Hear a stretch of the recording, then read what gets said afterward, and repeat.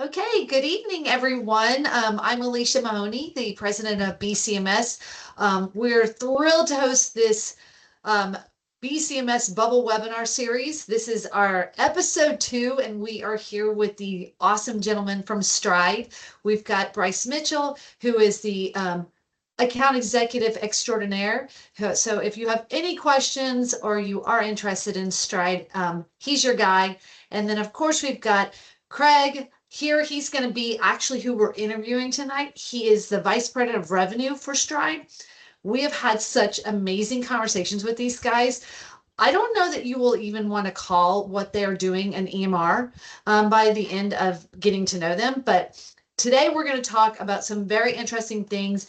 And I promise I really am going to try to actually be not the play-by-play, but the color analyst. This is Jody's show. So I'm going to let my best bud, Jody Swearingen, our VP of Client Compliance, take it over from here. Thanks, Alicia. Appreciate it. Welcome, everybody. Welcome, Stride guys. Appreciate you guys being here. This is something that I'm very excited about. Craig and I go back a ways to past lives, don't we, Craig? Yeah, we do. And so we both have had passion with EMRs and whatnot. So this is just a great opportunity for us to kind of just chit chat and go through and see what's new and exciting in the world of medical records and technology. So I guess the title of this webinar is the next generation of technology in outpatient therapy. So, let's start off, Craig. I guess if you want to start with a kind of a general view of what you want to talk about today, and then we can kind of break it up and go from there. Yeah. Well, thank you for that. And what we're going to talk about today is kind of taking a look at how technology has evolved in this space. And I don't mean just where we are today, but how did we get here? A lot of the products that you all have used out there, starting back in Generation 1 technologies with your web PTs and your clinicians of the world, evolving into Gen 2 stuff like Prompt and some other more advanced products. And now Gen 3, where you're looking at completely different architectures and you're talking about AI being native at the core of these products. And what does that mean for what the individual in the clinic can expect from a day-to-day, from a management, from an ownership level? So we're going to take it through each of the steps of that and kind of talk about how technology finally in this third generation can deliver on the promises we made back in Gen 1. And I know better than most since I was part of Gen 1 and part of the problem of the things we introduced back then. But that's essentially what we're going to cover today. So I'm excited to get onto those topics when we get through this. Awesome. Before we get started, and I promise this is going to be my last thing, I would love for people as they get on to say where they're from and what state they're in, and a quick hello from you. Okay, so in the chat box, and we will take Q&A at the end. So feel free to get into your chat box and ask Q&A if you've got questions. All right. Awesome. Good deal. All right, so talking about different levels of the generations. We'll get to that in just a second. But I'm an old school therapist. So I remember the days of of that Generation 1. I remember the days of the writing on a piece of paper and going forward from there. So going from paper to Gen 1 was a significant change, and so. I want to talk a little bit about hidden costs of the legacy technology. So, for example, where do you see front desk staff most often compensating for software limitations in general? Yeah, and this has historically been one of the most forgotten group of people that use the technology, which are the administrators, the face of the clinic, right? And all that they do to make sure that that schedule is remaining full, and that the patients are having a great experience when they come in, and they're gathering every bit of data that the billing team absolutely needs to bill successfully and cleanly through that process. Right, so they get forgotten a lot. And the things that they do outside of the technology, when a Gen 1 technology is in place, basically it's a system of record, for example. It doesn't know anything. It doesn't do anything unless I tell it.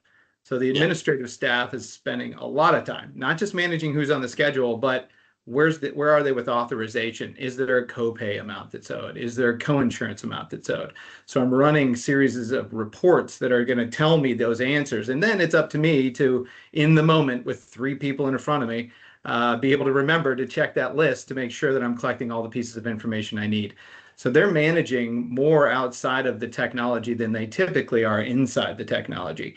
Once I get the data in, some of the older systems are pretty good at tracking your number of days and or your number of visits or durations of time, things like that. But that was really about it. I had to tell it everything I needed to. So they were spending that time either managing a list or reaching out and calling people to validate that they were coming in for their appointment, or checking the copay list to make sure they collected everything from everyone and those were entered in the system.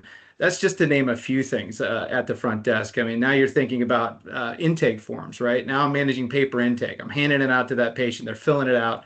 They're handing it back to me. I'm getting a bit of information in the system. The patient's going back with the therapist. I forget to ask him something. Next thing I know, I'm missing a piece of information I need to get the proper information through and create a claim and all the other things that down the line become problematic. That group is honestly the most forgotten group in Gen 1 technology comparative to the rest.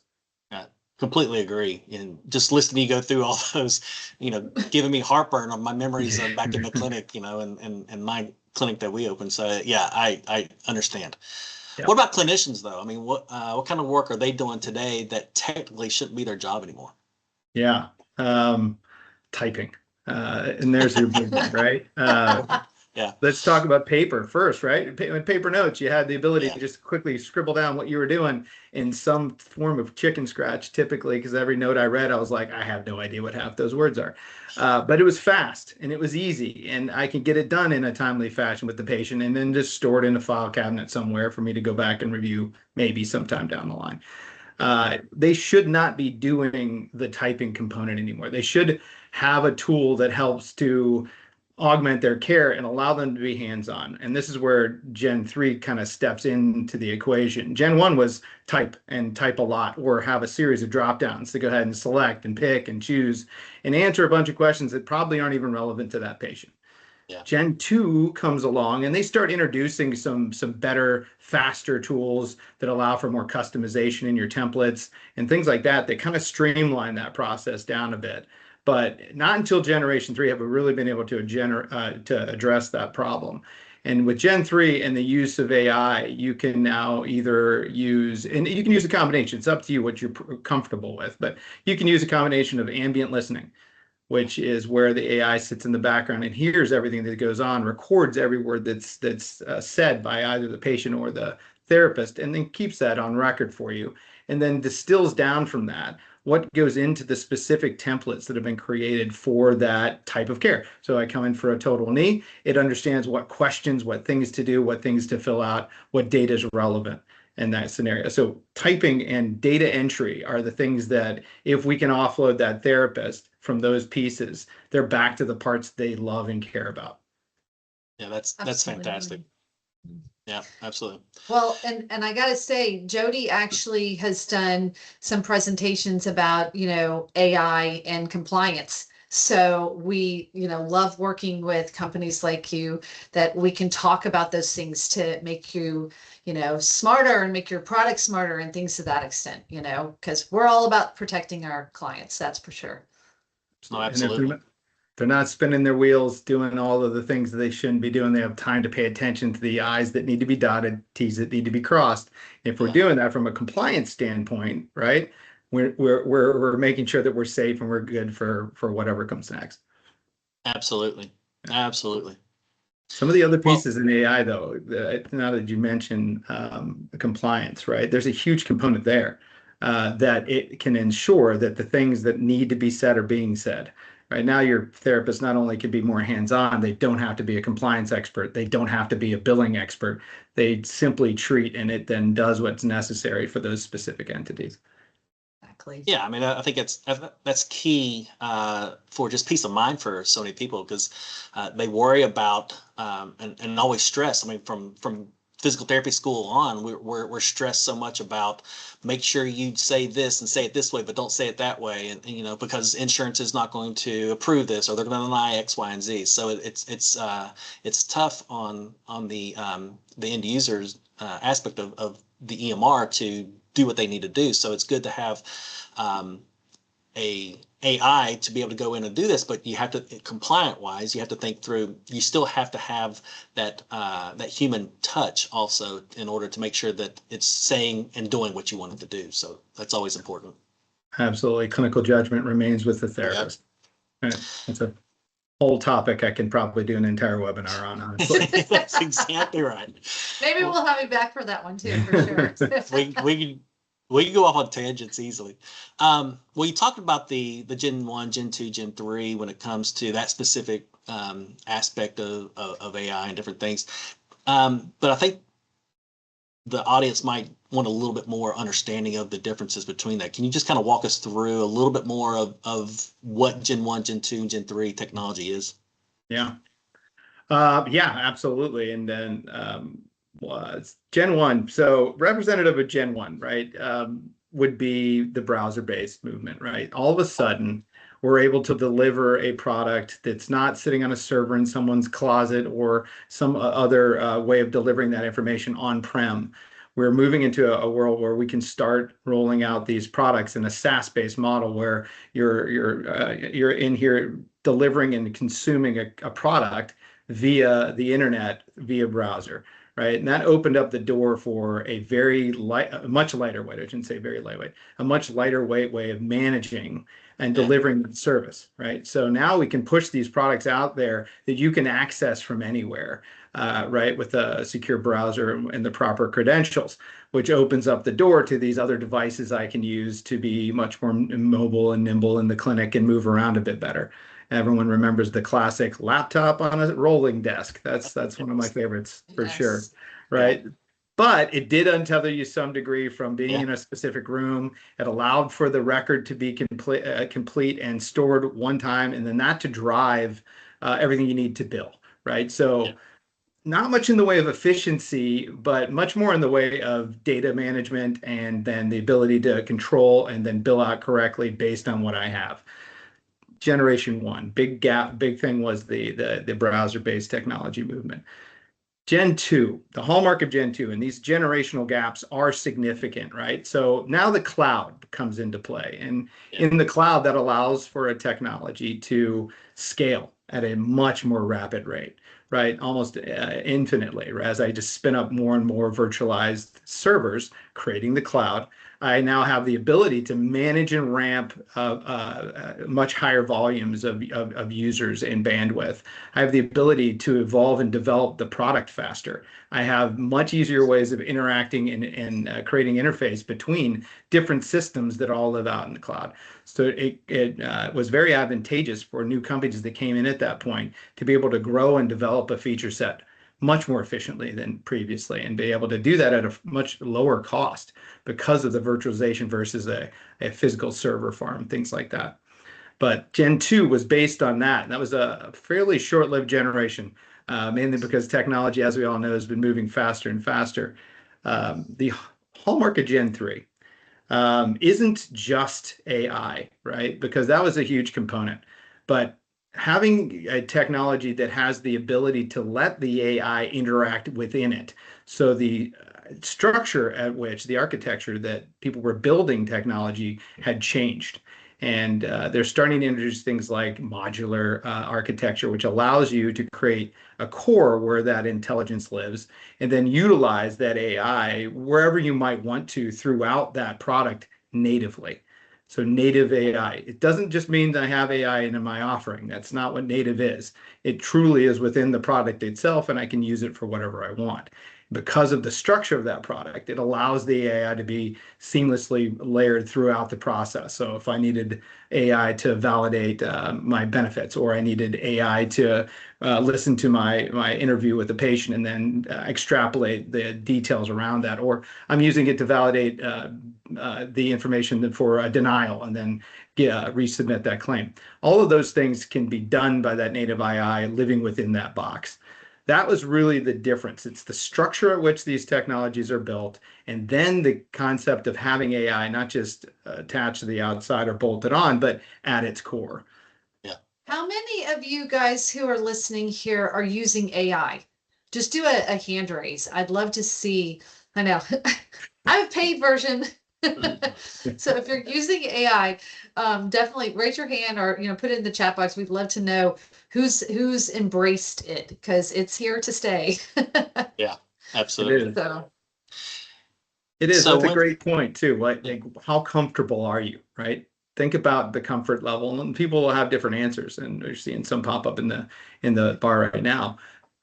AI can be adopted at different speeds. It doesn't have to be all in. I want to use every single thing, right? AI can be utilized for, say, scribing, and or I want to use it to check a few things, or I need it to validate my schedule to make sure that every open spot has been filled, right? You can adopt it in your own time. It doesn't have to be an all-in situation.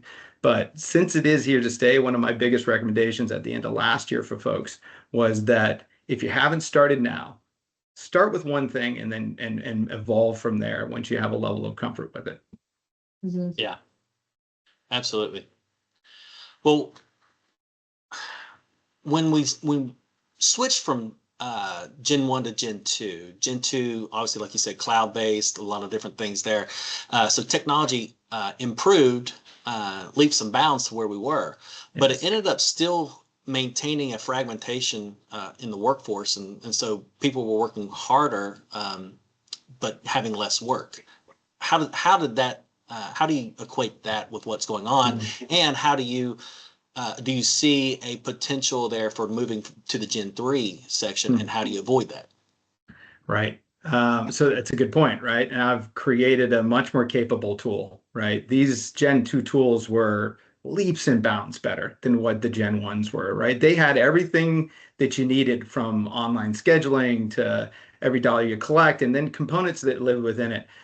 The difference between Gen 2 and Gen 3, and the reason there's still a lot of labor in Gen 2, is that it's still a system of record, right? It doesn't have the capabilities to do the work and take on action like you can now with AI. You could build automations around things you'd learned about, and then you can continue to do that. But now think about it building out a software with constant evolution of automation within it, right? So you're building and building and building versus having AI just be able to learn and then take action within your existing system for you. So it allows you to take apart both the task that needs to be done and me delivering that information to you. Okay, here, go do this. Even though it may be more efficient, put to, hey, I just did this. Here's what got done, right? And now you're aware, but you don't have to actually do the majority of those actions. Yeah, it's incredible. It's incredible. It is. It's wild. I mean, clinics bleed at not one big gushing wound. It's not one thing, right? It's 1,000 cuts, death by 1,000 cuts. Absolutely. So how do you stem that? That's what the front desk is spinning all their wheels doing, trying to plug up as many of those holes as they can. Same thing with your therapist. Same thing with your billers, even more so. Right. So how do you have something that can look at every single one of those gaps and then fill the majority of them? Absolutely. Well, moving on from, with the AI theme here, a lot of times when we think about AI, it just talks about, you want to speed up the work, improve the efficiency and whatnot. So they think of it equals faster documentation. So is that a limited way of looking at that?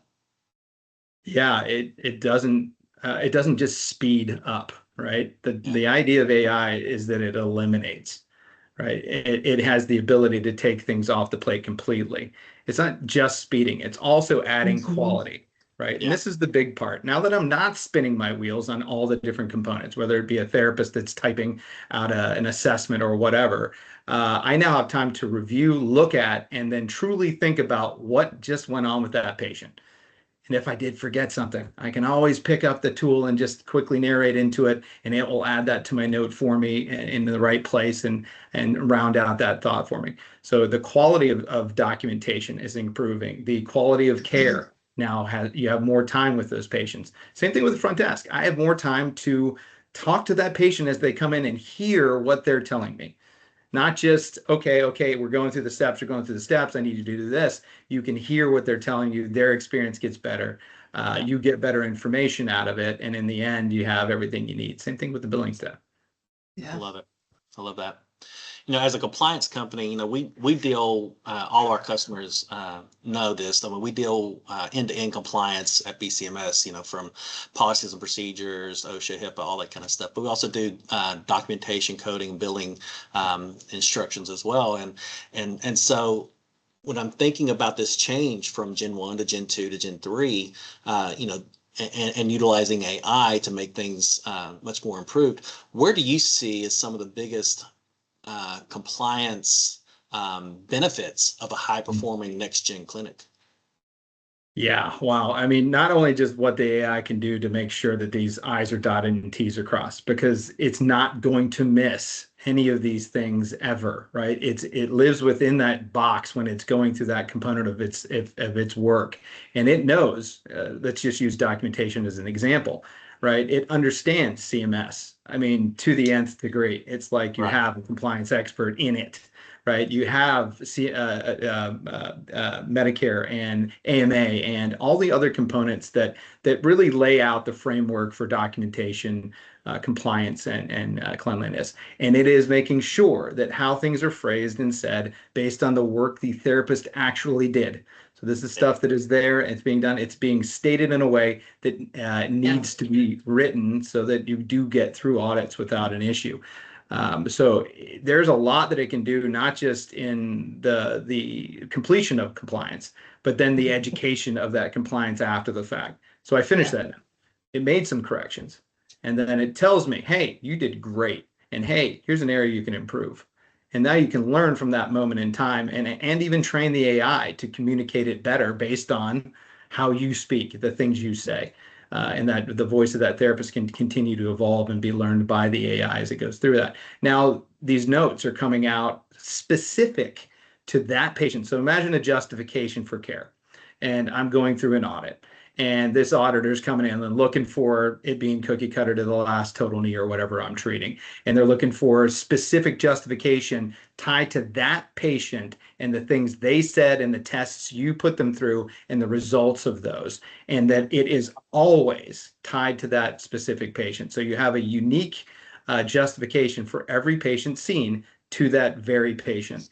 It's kind of mind-blowing how effective that is when you get into an audit scenario. So I can learn from it, it can teach me, I can teach it, and then in the end, it's so specific to the patient that it supports exactly what you're trying to say. One of the things that we talked about in so many of our presentations is redundant coding. Ooh. And it's literally the things that we've seen in the audits we've done throughout the years is just copy paste, or we always do the same 4 units. And, hearing that you have this solution that's kind of talking back and saying, I don't know if that's right, is like really exciting to hear as a compliance company for sure. Yeah. Now imagine I'm out there on the floor and I'm working with the patient, and they've been doing things, say it's neuromuscular activity of some sort, and I'm going through the process and it's listening to me. And now I'm doing this with the patient, and how I'm prompting and talking to that patient, the things they're doing on their own has shifted what I have said to this now being therac, not neuromuscular. Right. And the AI can hear that, right? It hears and understands the level of prompting, the level of interaction with that patient. And as you get to the end of it, it could say, you said this, but you documented this, right? Yeah. So maybe this should be the thing, or vice versa. You're doing Therax and you've just given all kinds of prompting and work with that patient to get them in the right position and right form and all the other stuff you've just done with them. And they're like, this isn't Therax, this is Therac. Right. So you've documented it. It lets you know what's supported and helps you make the right decisions there. That's fantastic. I love that. I wish I had that when I was in the clinic. I mean, man, right? Right? It's crazy. So as much as I talk smack about Gen 1, I'm one of the folks that brought you Gen 1, so I do apologize for that now. But hey, it was better than the paper. If only we could have something like that. Well, I mean, one of the things also that I hear from a lot of people when they talk about, Gen 3 or AI working with you, it's just like, okay, now I have more time go back to the patient, does that equate to increasing my productivity standards out there? So what's your thoughts on that and your answer to them? Oh, productivity, most certainly. All right. You have more time with the patient. It's going to improve patient care. You're going to have more time to go through and think about and get the things done with that specific patient. I will be able to accomplish much more in a very short period of time. So if I can walk out of every single visit with a patient, whether it be an initial evaluation, progress eval, daily note, whatever, and have anywhere from 100%, 95 to 100% of that documented and done, right? How much more can I get done in my day that are duties of mine outside of just my patient care? And then being able to knock those off. My day becomes epically easier. And I don't mean from a patient care standpoint, I do mean from all the other stuff I have to do outside of it. I'm not taking notes home. I'm not coming in early.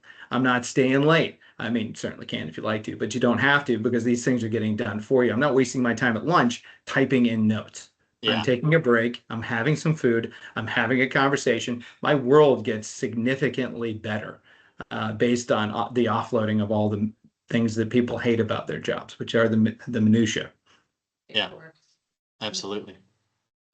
Well, I mean, going into that, I mean, it's a good way to just kind of talk through the thought of reactive versus preventative operations, right? So, most of us today are reacting, chasing, like you said, chasing paperwork, fixing errors, calling patients after cancellations, all that kind of stuff. Why is that the norm? And talk a little bit more about that change of reactive to preventative. Yeah. And I wouldn't necessarily call Gen 3 the answer to actually preventative, right? Because there were many tools, and this is something that Gen 1, 2 did a very good job of, is starting to introduce tools that were tracking and giving you heads up before something happened, right? But what that meant was I had to go look at that tool and know that thing was happening and then put time aside to go and actually attack that. Right. So again, system of record. Here's your list of 17 people that you need to get authorizations for in the next X number of days, right? Versus the ability for it to say, hey, here are the 3 you need to worry about right now. These other guys are 6 days down the line. These can wait, but these 3 you must go get. And it's not just based on a number of remaining visits. That's different. I have a person coming in tomorrow with 1 left. I have a person coming in next week with 1 left. Right. So having the ability to prioritize and help you focus on what's more important. And then the ability for agentic AI and things like that to start taking a look at tasks and after being trained and depending upon what level of comfort you have and letting the tool do some of the work, it takes action. So best example right now would be, and this is one of my favorites because what it does is it directly looks at the biggest revenue driver in your practice, and that is open time on your schedule, right? So now this I can tie in my AI and build out a work list or a wait list capability, and then I can have the AI looking for open slots as they come up, or someone cancels today at 2, and I say, okay, if someone cancels at 2. Sometimes the front desk has the time and or the awareness to say, oh, I better get on the phone and start calling people. But that's one person at a time. I'm going ahead and doing it. And yes, I sometimes get that captured. Sometimes I run out of time. AI can look at it and say, okay, fire off 5 texts to the first 5 people with the highest priority that fit this specific parameter for this therapist, this type of care. Set it out to them in text. Let them click a link and take that appointment. And then have it inform everyone else, hey, you just missed this one, but you're next on the list. Keep an eye out for the next text, right? So it feels very human and feels very connective. And it helps fill those gaps so you don't see those empty slots of time. Let's think about that. Let's say it saved 1 per day at your clinic. Let's just average it at being a $95 a visit, let's just say. Right. 1 per day, 22 days in a month. There's $2,200 or just shy of $2,200 for about the end of that 1 month if it only saved 1. We've seen examples of organizations that have rolled that technology out that are seeing 8, 9, 10 visits being recaptured in the day. The math gets almost unbelievable, right? And if you want to think about it for yourselves, a good way to look at it is to go back to your last year or your last few months and say, how much vacancy did I have on my schedule, right? And imagine you could recapture, say, 85% of it. Not all of it necessarily, because in some cases it wouldn't happen. It can't, or a no-show, something like that. But if I could recapture it, say 80% of that, what does that mean to my practice? Yeah, How much time does my front desk not spend doing that? Right? I mean, exactly. it's so many things that it adds on to: job satisfaction, more revenue, all the happier patients. I mean, all of the different things that plays into. No, absolutely. I love that. I mean, yeah, I mean, schedule such a tough area for so many people to work accurately. So I love having AI to be introduced into that aspects. Yeah. It really does, I think, make a big difference in your day to day. One of the things I worry about also is going back to more of the uh, issues with the people asking about doing more productivity, not having as much time in the day, all that kind of stuff. One of the things that I'm used to, and I have seen in my experience in operations with clinics, is that the ones that are slower feel like they're a lot busier than what they actually are. Right. And those that are busy and strumming along tend to feel less stressed and less anxious. So maintaining that schedule routinely, I think, is ideal for a high functioning clinic. Absolutely. What about not just the scheduling, but billings, visits? I mean, obviously this is going to improve on those kinds of things. You've already touched on that a little bit, but visits, billings, when it comes to being able to do more. But what about the burden of clinical staff to talk through some things with physicians? Get on the phone, holler at a physician, other meaningful tasks, but just taking away from the EMR and different things. Do you think the next generation 3 is going to help with those types of tasks to help out with their juggling of and time management? Yeah, absolutely. So everywhere you could apply either an automation, a workflow, or an AI agent to do steps in that process, it will help you focus on the parts that matter. So what really matters in that conversation, in that communication with the physician, for example, is that you're getting them the information they need, they get the piece concisely, and that you're maintaining that relationship. That's a human touch point, right? That's important for that. Now, I could have gotten them the information there automatically. Here's the thing you needed to know about your patient. I could have sent them periodic text saying, hey, blah, blah, blah, or emails automatically going out, just touching base. Hey, we've got these patients in. This has been great. Thanks so much. Just touch points to the relationship. And then narrowing that down to the point where you're like, okay, now you have a list in your CRM component that says, hey, here are your physicians that now need that human touch. So let's give them a call. Let's manage that relationship. Let's talk about storing the times that I reached out to that individual, so I have a record of everything I've done, right? So whether it be a referral or MD relationship management, or it's a patient engagement level, similar type of relationship building tool, AI and automation and these workflows can absolutely benefit that without it being so arduous that it takes up an entire person. Now, organizations that hire people that are patient and or referral source coordinators, right? That's a job, and it's a revenue generating job, and it's a valuable job. But how can I offload the vast majority of that so that every clinic and practice can have that level of custom touch and feel of that capability without having to have a full-time employee doing it? Yeah, that's amazing. I love that. Absolutely love it.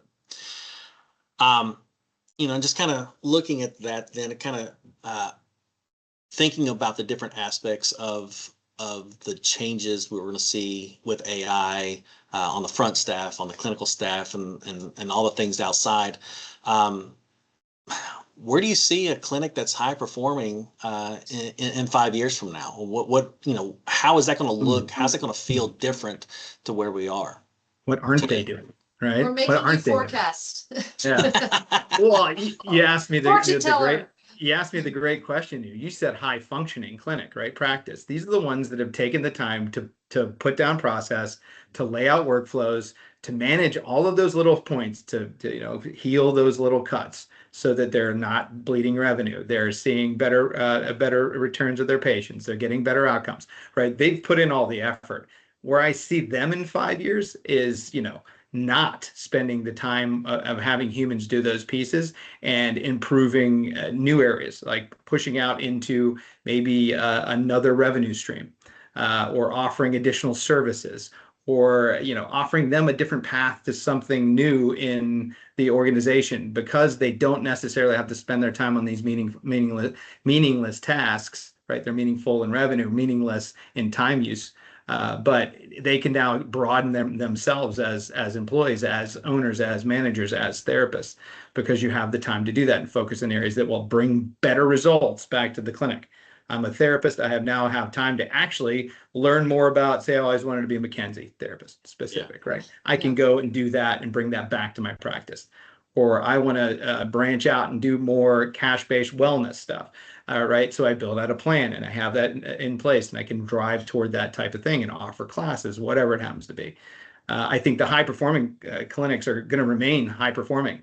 They'll just be spending less time of that high performance on these tasks that have gotten them to where they are today and be able to truly excel in the future. I love that. That's great. Isn't So, it incredible to think about where we're going? yeah, exactly. Kind of crazy. We can think about enjoying our jobs again. It's kind of nice. Yeah. That's what we're rooting for. Yeah. I mean, Absolutely.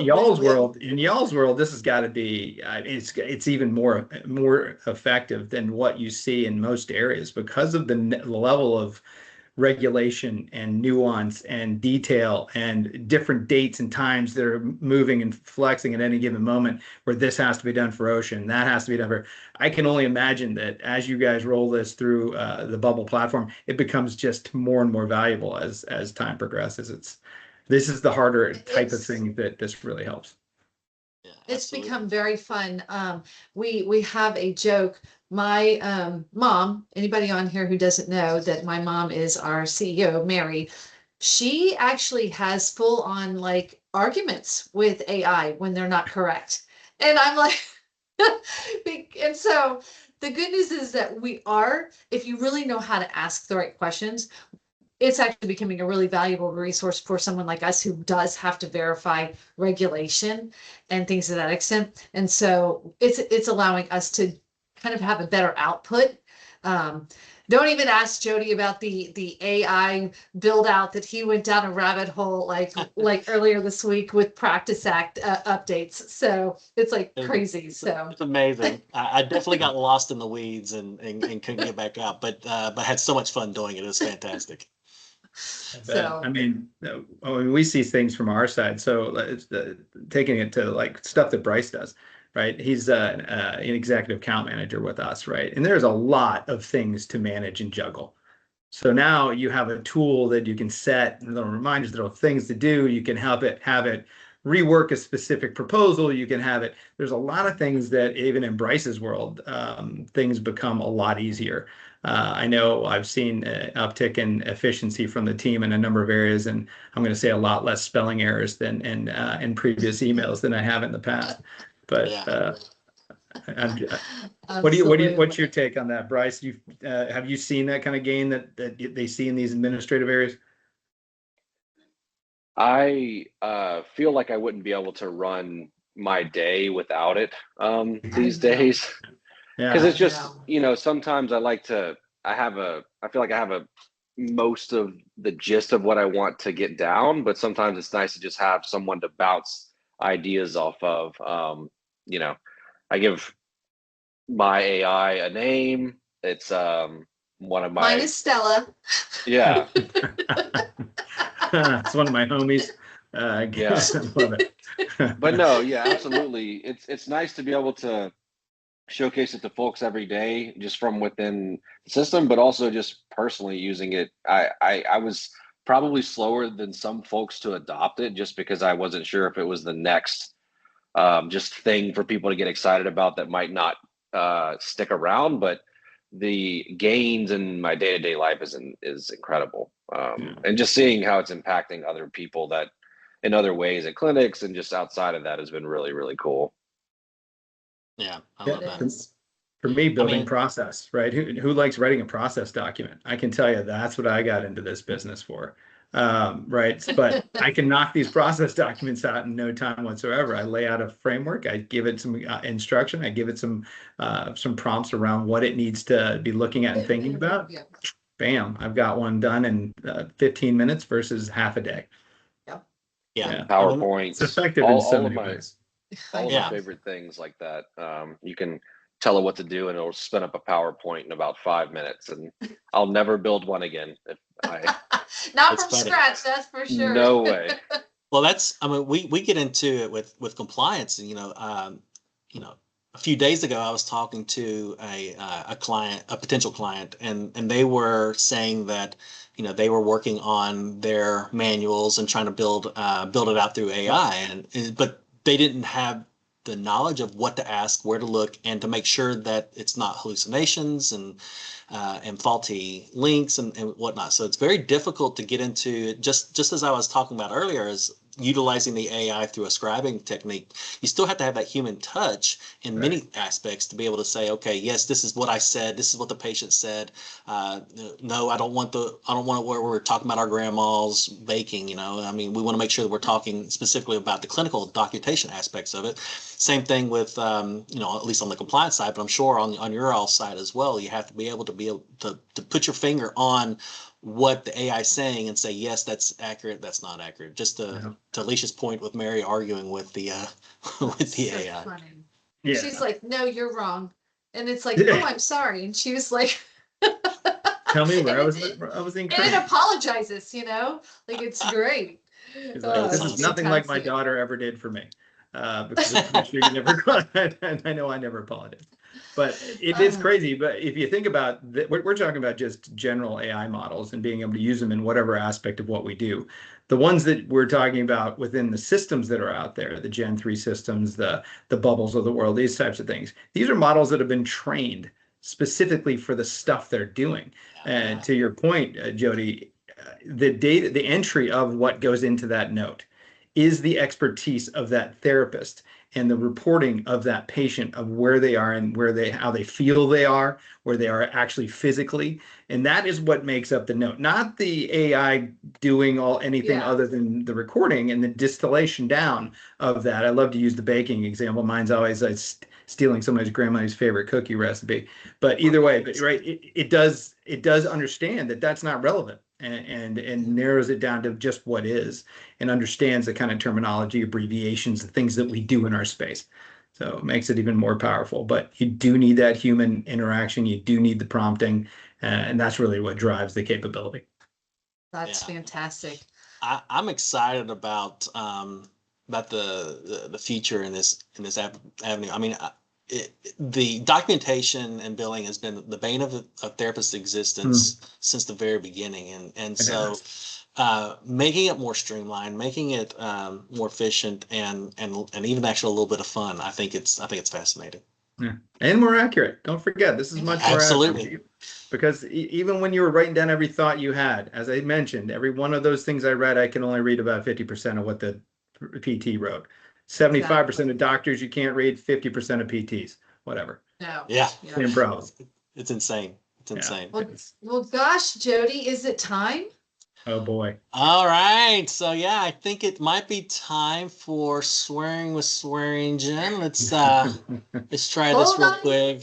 Let's test it out. Ready? Here we go. Let's test it out and see. Bleep. Oh no, it went away. Hold on. We're still new to this, Technology. people. There we go. Technology. And then just the notification, just to kind of announce us going into the swearing with Swearingen. See if you can hear this. No more saying cuss words, guys. It's inappropriate and violent. So just a little fun way to start the swearing with Swearingen. Obviously, let's put it on the record books. This was actually Craig's idea. Yes, it was. So Craig came up with this idea and we brought it to life, and we're going to watch this evolve. We're still new to this. So Jody, take it away. I mean, this is an area where, you know, just kind of spitballing, you know, Craig's like, it'll be funny if you had this where you can just kind of complain about stuff, right? I mean, so, you know, we could throw some dag nabbits and some son of a biscuit eaters and all that kind of stuff at it. But, you know, talking about EMRs and frustrations. I mean, I know we've already discussed a little bit about some of those kinds of things, but trying to keep with the theme a little bit. It can go anywhere we want to. But, you know, my thoughts have always been, for me, the double entry on so many different systems back in the day. Now that's probably changed significant, but you know, the billing system versus the EMR versus the electronic outcomes tools and all these different things that we have to do data entry. And so that's what was so frustrating, that I just wanted to throttle and curse and, you know, swear, you know. So, you know, what's your all's experience on that, or any other things that make you want to just swear? Yeah. Am I allowed to just start bleeping away? Used to bleeping away. So maybe not the true words, but the bleeps would be good. Right. So and this is one of the biggest ones, is disparate systems, right? And the bleeping effort it takes to make sure that what is in point from it was in point A got to point B, or what transpired in point B got back to point A, and that's really the hard part. So I could send stuff out of the initial system to another system, but then taking that and sending it back into the system, that's where it really broke down, and or either the interface just stopped working from time to time, or it just simply couldn't do that and couldn't speak into what you just did. So I changed it here, but now I got to go tell it back here so that when it comes back over, it doesn't overwrite the change that I just made, right? And I can tell you, more billers than not were, let's just say, expletive laden statements, just bleepity bleep bleep bleep bleep and whatever EMR they happen to be using, or that front desk staff, and then creating that already challenged relationship between the front desk and the back office, because they need detail and I haven't got the detail because there's patients or this and that and the other. And absolutely, that is I definitely sat on the end of the phone when Clinician was first starting back in the day, when I was over there, and taking calls on mornings when things were going sideways, when the support team was overwhelmed, and just listening to people just tear into you. And it was no hesitation to drop an F-bomb or whatever was coming at you, but it was that. I mean, and you still have that problem today, right? Some of the technologies that are sitting out there, the Gen 1s and the Gen 2s of the world, that are sitting on these antiquated builds, and they're sitting in their ecosystems, the cloud, better than others. But even the cloud introduced some problems for Gen 1, because they're moving non-cloud technology into the cloud, right? So all of a sudden those didn't function right because they're not designed for that world. And then outages. You want to see the quickest way to start getting someone cursing? You come in the morning, you click that button, it turns on, and you got nothing coming from your EMR or your billing product. Right? Well, remember the old days of remember the old days of you know, having to do updates over the weekend or overnight or whatever, and then if something broke on that update, you know, you're shut down. You can't do anything. You got a hung process and it's running this process, and all of a sudden it just doesn't finish, and no one picks up on it. They get in the next day and no one can get in the system. And being a West Coast kid, you know, as I am, I can tell you 4 a.m. is early to get a first call. Even though it's only 7 o'clock y'all's time on the East Coast, I can tell you it is a rough way to wake up. That's awesome. My God. That's a big one. That's a big one. But you're seeing a lot more stability as these technologies have evolved, and the cloud-based technologies are significantly better than the Gen 1s and or the migrated Gen 1s. The other part's just the architecture of these technologies. They're antiquated. They're old and brittle, and they have a million different connections that inform the core original products, a scheduler and EMR portion of all this other stuff you've bolted on and done. And that just becomes a potential breakpoint, either an update or just simply at any given moment when that communication just doesn't work. So it really caused a lot of problems. So I, lost appointments when they're scheduling online because it never got to the EMR, and there's a lot that goes on there. But those are the points where I would definitely curse like a sailor. Yeah. And being as I was one, I Swear can with definitely do so. swearing, Jim. There it is. Yeah, I love it. No, that's I great. love I know we want to kind of open it up for some questions, but before we do that, I just wanted to give you an opportunity to let everybody know how they can find you at Stride and Sure. anything else you want to kind of talk about for your product. I know we've gone through a lot with the different generations and whatnot, but anything else that you want to share? Yeah, I mean, if you really want to take a look at what native AI truly means and what it means to be using a Gen 3 product in those areas of efficiency, feel free to reach out to Bryce, of course, naturally, but head over to strideemr.ai, which is our website, and that will give you a good look into some of the areas that we're automating, some of the areas we're using AI to augment the workflows and or eliminate effort from the staff in all aspects. Well, I will tell you that we are rolling out our new website here coming soon with all of the evolution of our product. It's not even the same as it was just 8-12 months ago because of the ability to grow and evolve technology so much faster these days. But if you'd like to learn more, just jump out there.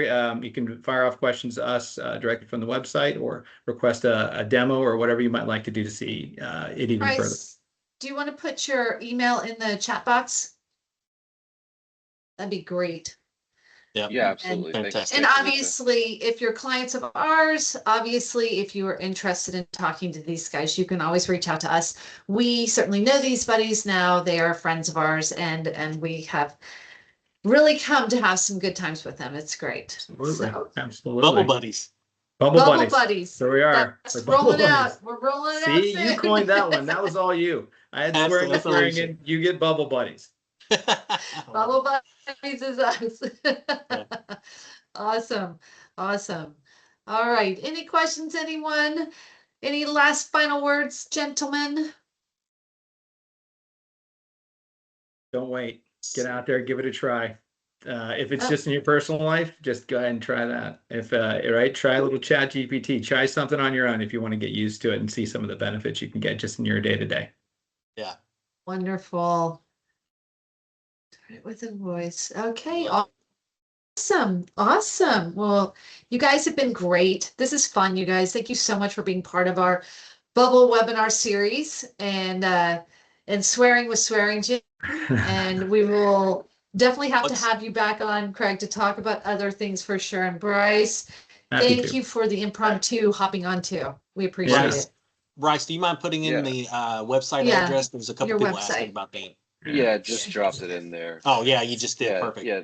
Thank you. Thanks, you guys. Yeah, we I feel like for me over the last few years, I've been loving just seeing the difference in optimism across groups. Just the truly the shift, even from like last year to this year, has been incredible. Just seeing groups that are their friends are seeing stuff, they're trying out AI, they're trying out these new tools and seeing how it's really changing and making the businesses evolve and grow.